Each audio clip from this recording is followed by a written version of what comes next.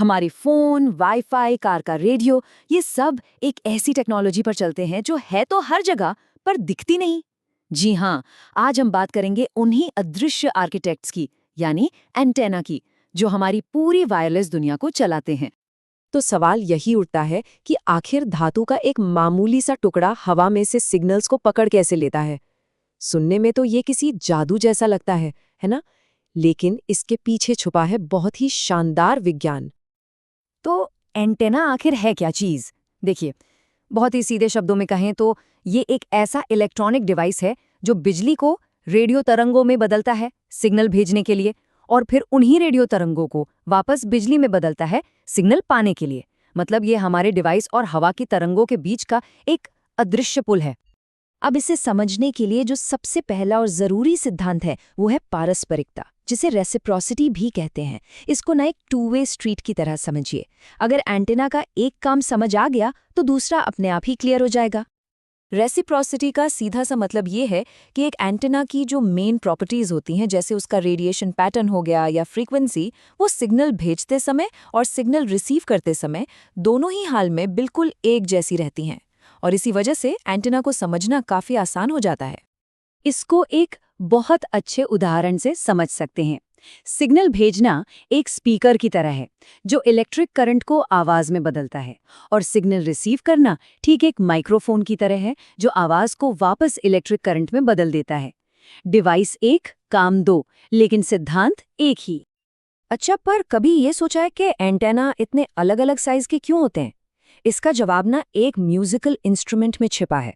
सारा खेल सही सुर साधने का है, जिसे विज्ञान की भाषा में हम अनुनाद या रेजोनेंस कहते हैं। रेजोनेंट फ्रीक्वेंसी, ये वो खास फ्रीक्वेंसी है जिस पर कोई एंटेना सबसे बेहतरीन तरीके से काम करता है। और ये होता तब है जब एंटेना की लंबाई रेडियो वेव की वेवलेंथ से मैच कर जाती है। आमतौर पर एंटेना की लंबाई वेवलेंथ की ठीक आधी होती है। और जब ये रेजोनेंस होता है ना, तो एंटीना पर करंट और वोल्टेज की एक स्टैंडिंग वेव बन जाती है। इसको बिल्कुल वैसे ही समझिए जैसे गिटार का तार छेड़ने पर वो वाइब्रेट करता है। तो ये जो गिटार का वाइब्रेटिंग तार है, ये एंटेना की स्टैंडिंग वेव्स जैसा ही है। जैसे तार की लंबाई से उसका सुर तय होता है, ठीक वैसे ही एंटेना की लंबाई से उसकी फ्रीक्वेंसी तय होती है। मतलब बात सीधी सी है, कम फ्रीक्वेंसी के लिए चाहिए लंबा एंटेना और ज्यादा फ्रीक्वेंसी के लिए छोटा एंटेना। तो ठीक है, एंटेना काम कैसे करता है ये तो समझ आ गया, लेकिन ये अपने सिग्नल को एक जगह पर फोकस कैसे करता है? इसको एक इनविजिबल बीम की तरह सोचिए, जिसे हम रेडिएशन पैटर्न और गेन के कॉन्सेप्ट से समझ सकते हैं। रेडिएशन पैटर्न असल में एक नक्शा है, ये दिखाने के लिए कि एंटेना एनर्जी को किस तरह फैला रहा है। एक सिंपल डाइपोल एंटेना का पैटर्न एक डोनट जैसा होता है। मतलब वो बाहर की तरफ तो बहुत स्ट्रॉन्ग सिग्नल भेजता है, लेकिन अपने सिरों से काफी कमजोर। अब इसको ऐसे समझिए, एक ओमनी डायरेक्शनल एंटेना एक नंगे बल्ब की तरह है जो हर दिशा में बराबर रोशनी फैलाता है। वहीं एक डायरेक्शनल एंटेना एक टॉर्च की बीम जैसा है जो अपनी सारी एनर्जी एक ही दिशा में फोकस कर देता है। और ये जो फोकस करने की एबिलिटी है ना, इसे ही गेन से मापा जाता है। जिन एंटेना का गेन ज्यादा होता है वो अपनी पावर को एक पतली बीम में फोकस करते हैं, और जिनका गेन कम होता है वो सिग्नल को चारों तरफ फैलाते हैं। चलिए अब आते हैं सबसे दिलचस्प सवाल पर। तरंगों को पकड़ने का असली रहस्य क्या है? मतलब एक एंटेना सिग्नल को रिसीव करता कैसे है?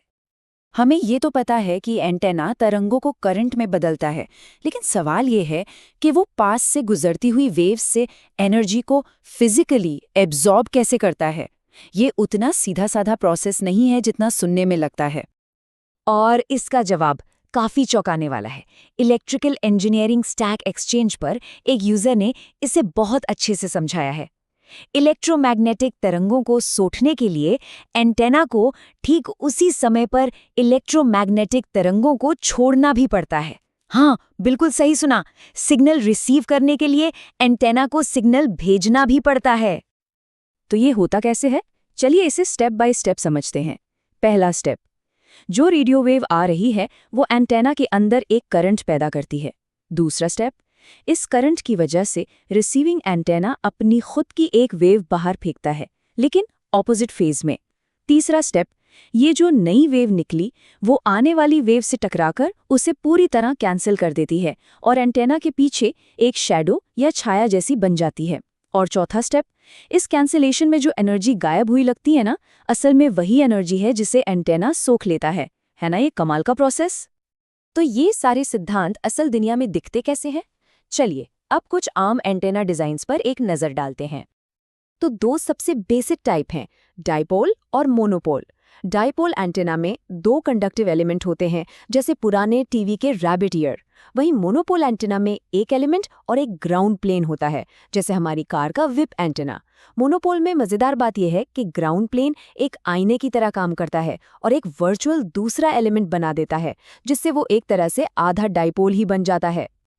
अब इन्हीं बेसिक प्रिंसिपल्स का इस्तेमाल करके एक बहुत ही जाना पहचाना हाई डायरेक्शनल बीम एंटेना बनाया जाता है, यागी उडा एंटेना। इसे पुरानी टीवी के एंटेना के तौर पर छतों पर जरूर देखा होगा। एक यागी एंटेना के 3 मेन हिस्से होते हैं। एक होता है ड्रिवन एलिमेंट, जो कि असल में कोर डाइपोल है। उसके ठीक पीछे होता है एक रिफ्लेक्टर, जो थोड़ा लंबा होता है और तरंगों को आगे की तरफ धकेलता है। और फिर सामने होते हैं डायरेक्टर्स, जो छोटे होते हैं और तरंग को एक बीम में फोकस करते हैं। ये तीनों मिलकर सिग्नल को एक दिशा में बहुत मजबूत बना देते हैं।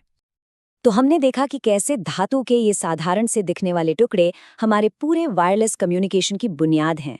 पर सोचने वाली बात यह है कि जैसे जैसे हमारी दुनिया और ज्यादा कनेक्ट हो रही है, फ्रीक्वेंसीज और ऊंची होती जा रही हैं, तब भविष्य में ये अदृश्य आर्किटेक्ट्स क्या नए रूप लेंगे?